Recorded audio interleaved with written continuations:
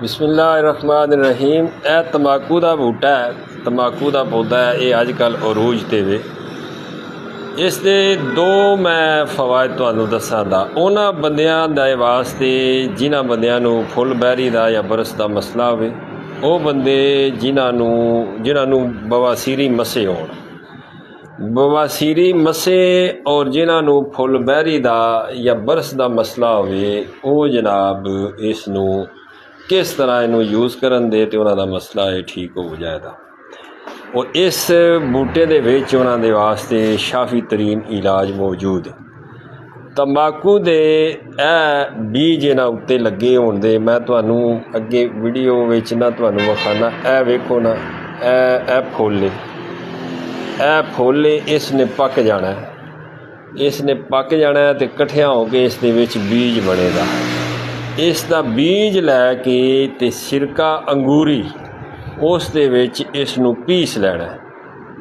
तंबाकू का बीज लैके 50 ग्राम तंबाकू का बीज होवे, सिरका अंगूरी 150 ग्राम होवे, इनू पीस के इसनू बिल्कुल बारीक लई जी बना लैनी है ताकि ये लेप दे काम आवे। इसका बरस के उत्ते जमात करना, इसका बरस के उत्ते फुलबैरी के दागां दे उत्ते लेप करना।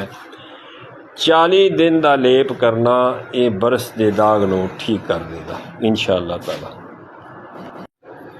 और दूसरा जिहड़ा मसला है वो बवासीरी मस्सियां तो बंदे बड़े परेशान होंदे ने। यह ताज़ा पत्ते लैके इन्हां दे नाल काफूर और ताज़ा पत्तियां का वजन बराबर वजन होवे, इन्हां दोहां नू खरल करके ते मक्कन दे उत्ते लेप करना। 12 दिन लेप करना। 10-12 दिन दे लेप करन दे नाल इंशाअल्लाह ताला ये मसे झड़ जांदे और दोबारा जिंदगी दे विच बवासीर दे मसे जिहड़े ने वो दोबारा बनन भी नहीं लगे। कोई नुकसान नहीं इसदा अलफ दा भी। ताज़ा पत्ते अजकल अरूज ते ने लभ जाते ने, जवान ने। अजकल तंबाकू पंजाब दे विच वटींदा पिया, मतलब उसदियां खबड़ियां उस दियां बीड़ियां वटदे ने पै, खबड़ियां वटदे ने पै, उसनू महफूज करते ने पै और ये अजकल लभ जाता है। इस दे ताज़ा पत्ते लैके ते मुशक काफूर दी टिक्की पंसार तो लैके ते जनाब इनू खरल करके बवासीर दे मस्सियां ते 10 तो 12 दिन लाओ दे ते इंशाअल्लाह ताला मस्से तुहाडे जिहड़े ने वो झड़ जाणगे और दोबारा जिंदगी दे विच इंशाअल्लाह बनन भी नहीं लगे।